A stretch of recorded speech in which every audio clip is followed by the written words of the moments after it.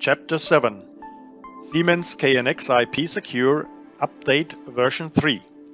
A firmware and application update has been available for the Siemens IP Secure devices since February 2021. It has the version number 3. This video shows how to perform this update safely and quickly. What are the reasons for this update? There are 3 features that have been changed. A. Cross-network communication, for example remote access via port forwarding, when using static IP addresses, is only possible with firmware 3. B. At the request of many customers, a 5th full-fledged tunnel has been added. For comparison, the predecessor N14602 also had 5 tunnels, but the 5th tunnel was only for pure group communication, the object server mode. C. Adaptation of the TTL value, also called hop count. All KNX IP devices from Siemens had so far a TTL value of 16. This value determines over how many relay stations the IP telegrams which are sent by such a device can be routed. The TTL, time to live, corresponds to the routing counter in KNX. Within local networks, this was no problem. However, if the datagrams are sent via the internet, connection problems could occur in isolated cases because the value 16 was not sufficient. Therefore, this value has now been made adjustable and is set to 128 in the default state of the application. I now want to perform the update. How to proceed? To perform the update, it must first be downloaded. You can find it here on the Siemens Gamma Download website. You can find the active link in the video description. It is the firmware download tool, version 6.0.181. This tool is not only made for the IP secure devices, but in general for all current Siemens Gamma KNX devices responsible, if there are updates pending. To download the installation file, scroll down the page until you find this icon. Download it, confirm that you have read the license terms, and then install it. There is also a PDF guide to the tool, which you should also download, as well as releases notes in general. Now you are ready to update your IP router secure or IP interface secure.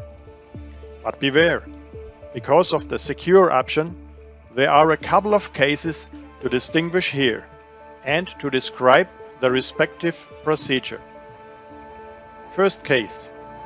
You have existing devices which are not set to secure. In this case, it is very simple. Replace the IP devices in your project with the new application version 3.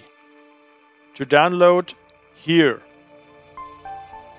Above links again in the video description. If necessary, adjust the parameter settings and the used tunnel addresses. Then start the firmware download tool. When you start version 6 for the first time, you will be asked if you want to load new firmware image files. You must confirm this with yes, otherwise you cannot update the IP devices. After about 10 seconds, you will get the confirmation that everything has been loaded. Next, select a suitable interface by pressing the Select button. If nothing appears here, it can be because the KNX multicast communication is blocked in the network. Then you can still use the Select manually button to enter an IP address and a port number if they are known. It is also an option to update an installation remotely. In case of a VPN tunnel, simply enter the IP address here. In case of port forwarding, the WAN address of the target system, public IP address of the DSL router, or the DNS link for it. Which options are available can be found on our download page. However, it is best if you select exactly the IP device that you want to load as well. Now enter the physical address of the device you want to update. If you are on site, this can be done via the search button if you have switched on the programming LED before. Furthermore, there is again the manual input via address or immediately a whole list via text file.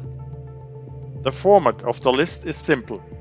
All individual addresses of the target devices in table form, one below the other as ASCII file. After that, you only have to press the button Download or Download All. To make the download of the new firmware as well fast, normally less than 2 minutes 30 per device, you have to set IP direct under connection. Of course, this only works if your target devices can be found in the network as well. Then finish the process with an application download of all updated devices in the ETS. Now you can already download the desired security levels. Don't forget to save the passwords. Second case. You want to update a system that already works encrypted. Variant 1. Here it is important to first set all IP devices in the current project completely to non-secure and then download all of them as well. Please, still with the old application. If this is done successfully, then it is now case 1 again, which I have described above. Variant 2.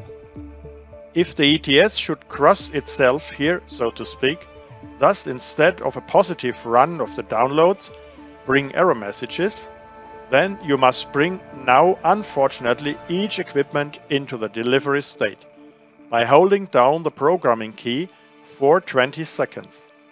The master reset is finished when the programming LED flashes fast for a longer time and then goes off again. Now assign the devices that are configured individual addresses again. It may happen that the ETS reports errors again, but the addresses are already written before, which you can check as well via device info. From here on, what was described under case 1 applies again. Third case. You have newly delivered IP devices that are not yet installed. Of course, you can already use the new application. However, you should check the firmware version of these devices. It is written on the label on the bottom side, that is next to the terminal area. If it does not say version 3, you must perform the firmware update as discussed before loading the application. In this case, proceed as follows. Install IP devices. Network them and supply them with operating voltage and bus. It should be possible to use the HCP, because the routers and interfaces are pre-configured just like that. Collect all serial number labels and assign the correct individual address from your project to each serial number, preferably in a prepared table. Now load only the individual addresses into the devices, using the Siemens serial number app for this, because there you don't have to press any programming buttons anymore. Attention for the order of the addresses. As soon as you have to address devices that are behind IP routers, the routers have to get their address first. After that, start the firmware update tool and proceed as described in case 1. This brings us to the end of this video about the firmware updates of the Siemens IP-Secure devices. We wish you good luck with the application of the acquired knowledge. If you still have problems, please contact our support colleagues in Regensburg at any time.